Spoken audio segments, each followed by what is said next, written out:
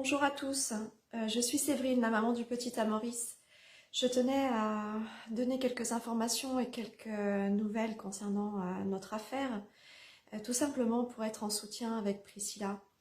Je le suis depuis le début évidemment, beaucoup moins dans la démonstration, mais dans une puissance du cœur qui ne s'égale pas.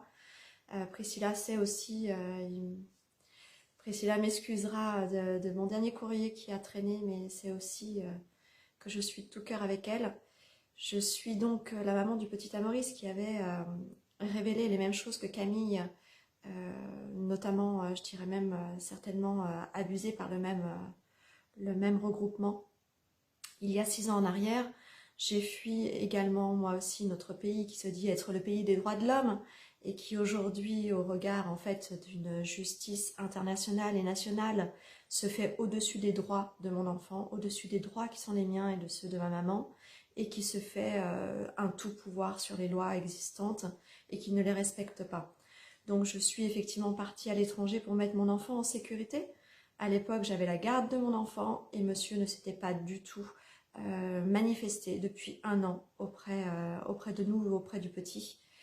Donc, lorsque je m'en vais en Italie, évidemment, je suis retrouvée 3 ans et demi plus tard. Déchirement total, puisque séparation immédiate d'avec Maurice, placé en foyer en Italie. Moi, mise en séquestration, bien évidemment, incarcérée dans la prison italienne, où j'y passerai 2 mois, où je serai transférée ensuite dans les geôles de Bobigny, où j'y serai restée presque 36 heures, dans des conditions inégalables de stupeur pour un pays comme le nôtre. Je rentrais en fait d'une grande vague destructrice du Covid en Italie sans rien savoir de la santé de mon enfant, puisqu'on m'a interdit tout contact, et c'est une demande française par le ministre des Affaires étrangères en France, qui précise à travers, je dirais, tout mon dossier, en fait, qu'il ne faille aucun contact avec mon enfant. Donc aujourd'hui, je l'annonce, je suis au 3e Noël, sans aucune nouvelle, aucun contact, aucune photo de mon enfant, sous prétexte d'avoir voulu le protéger.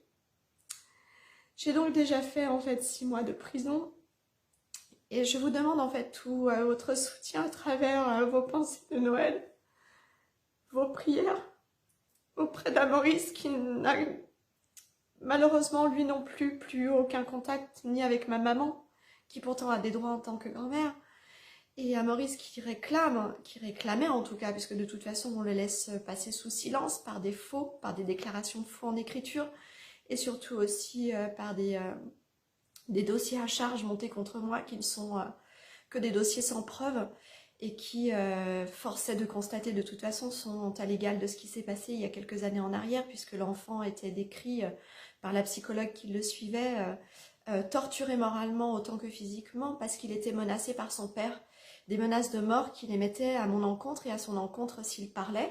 Donc il est évident que si Maurice crie encore qu'il a besoin de sa maman, on lui fait du mal, très certainement, ou on lui referait du mal, quoi qu'il advienne. Donc évidemment, tout est monté d'une certaine manière pour l'évitement le plus total qu'Maurice puisse retrouver l'amour de sa maman et la protection de sa maman.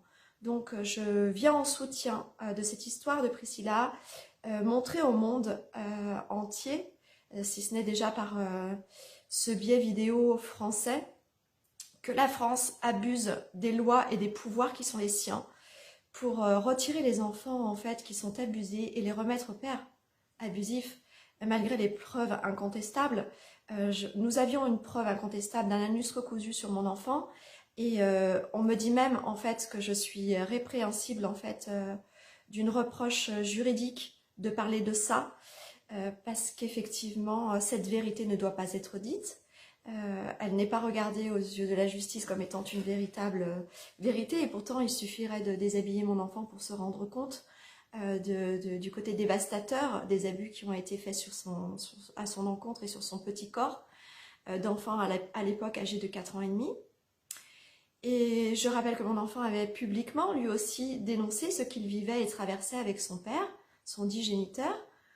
Et je voudrais rappeler aussi que derrière, en fait, le côté, je dirais, étouffant du système qui cherche effectivement à ce que la vérité ne se sache pas. J'ai été moi-même extrêmement menacée en fait par le juge des enfants qui s'occupait de notre dossier auparavant, puisque les juges ont changé, que je n'ai pas eu encore l'occasion de rencontrer, et pourtant tout a changé depuis le mois de juillet dernier.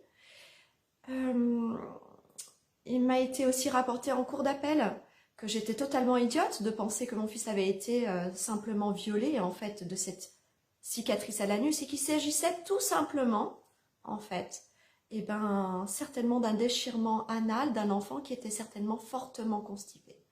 Alors je ne me serais pas rendu compte moi que mon enfant aurait saigné.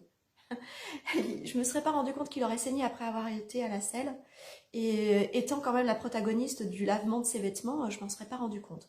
Par contre, quand il sort d'un week-end de chez son père où il aurait été recousu, là, tout paraît plausible, mais pour la justice, ça ne l'est pas.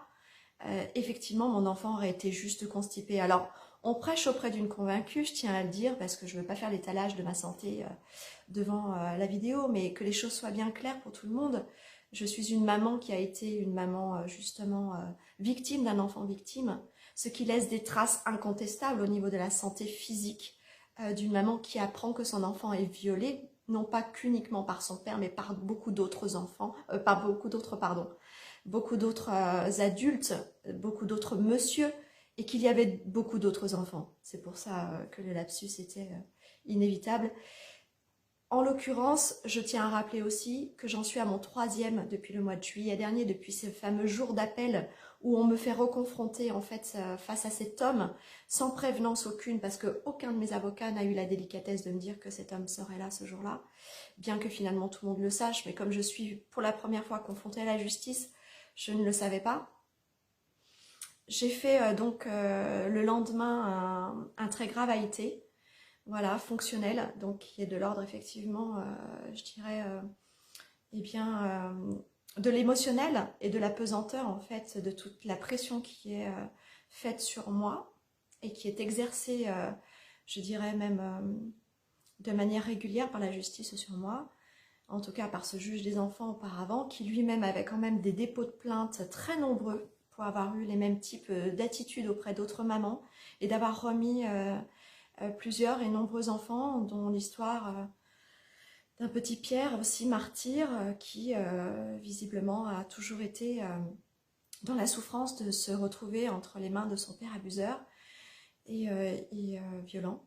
Donc du coup, de par ce même juge, qui lui s'est confronté à moi comme une espèce effectivement de bulldozer rempli de haine face à une maman qui n'avait que de cesse en fait de brandir l'amour et l'acceptation, de vouloir effectivement affronter ce que la justice voulait lui faire affronter, mais pas de manière effectivement aussi lamentablement humiliante et écrasante, tout simplement pour avoir fait ce qui était de mon devoir.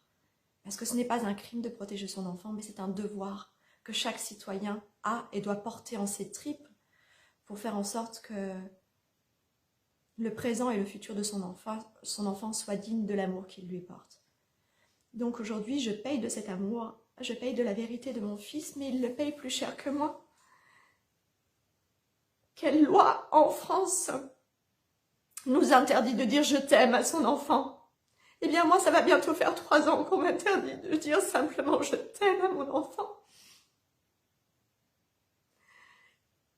Ma maman aussi n'a même pas le droit d'un seul contact avec lui. Le pire dans tout ça, ce n'est même pas monsieur, puisqu'on comprend bien qu'en fait sa défense, derrière son attaque comme ça, de vouloir tout préserver de ses crimes pour pouvoir vraiment totalement s'en défendre et défendre certainement les protagonistes qui sont avec eux et avec lui. Mais c'est cette famille, cette deuxième famille, qui réaccueille cet enfant sans jamais, jamais, jamais, à aucun instant, s'être occupé de lui. J'ai pourtant téléphoné en disant que ma porte était ouverte pour qu'ils viennent leur montrer à Maurice, montrer en fait, je dirais même à l'ensemble en fait de cette juridiction d'aujourd'hui, parce que ça aurait pu leur servir aujourd'hui, eh bien qu'ils étaient présents dans la vie de mon fils. Montrer que cet amour en fait qu'ils disaient pouvoir lui donner aujourd'hui, parce qu'ils le disent aujourd'hui, puisqu'ils ont récupéré mon enfant, et qu'ils sont incapables en fait de dénoncer les maltraitances qu'il y a sur lui. Cette famille que j'ai en face de moi, qui est celle de mon ex-mari, à savoir quand même aussi un problème d'inceste entre eux, que j'ai su, que je sais et que l'on m'a rapporté. Comment pouvez-vous dormir en ayant mon fils dans vos bras et faisant semblant qu'en fait, tout ce que l'on aurait dit aurait pas pu être la vérité? Mais qui êtes-vous dans vos cœurs de parents? Qui êtes-vous dans vos cœurs de maman et de papa pour continuer à laisser être un inceste que vous-même vous avez repoussé, que vous-même en fait vous souffrez encore aujourd'hui de supporter? Et une certaine personne se reconnaîtra dans cette famille. Comment pouvez-vous laisser cet enfant loin de sa maman qui ne lui a jamais fait du mal et qui l'a simplement protégé de ce que toi-même tu aurais dû te protéger?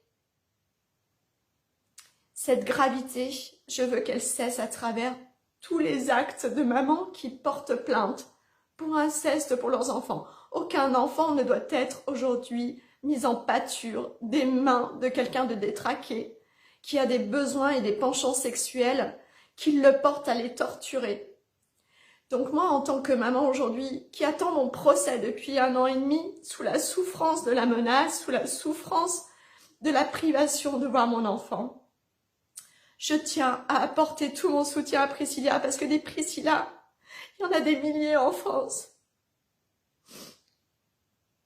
Je remercie Alexandre Le Breton qui nous soutient profondément, en fait, dans tous les dires d'Amaurice, pour montrer et prouver à la justice, en fait, qu'Amaurice n'a jamais menti et que sa mère non plus. Et que Priscilla non plus. Et que Camille non plus. Et que beaucoup d'autres encore non plus n'avaient jamais menti. Et que lorsqu'il y a des preuves, les preuves doivent être examinées à juste titre. Et non pas balayées d'un coup de revers, juste par des abnégations, en fait, qui semblent totalement incohérentes et inhumaines à entendre.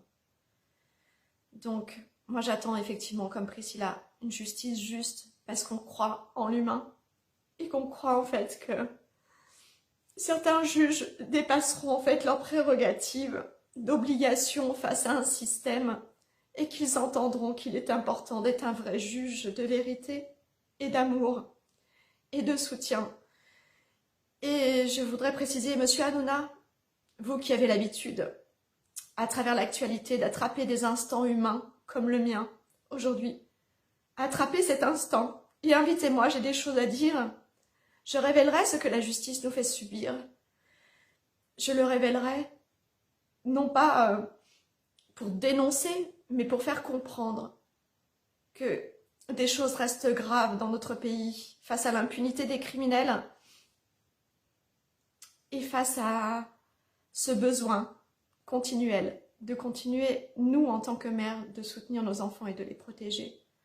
En tout cas, soyez nombreux si vous le souhaitez, de tout cœur, à soutenir Amaurice et à me soutenir en fait ce 30 janvier prochain à 13h30. On sait bien que lorsqu'on appelle au soutien, on n'appelle pas évidemment à une rébellion, on n'en est pas là.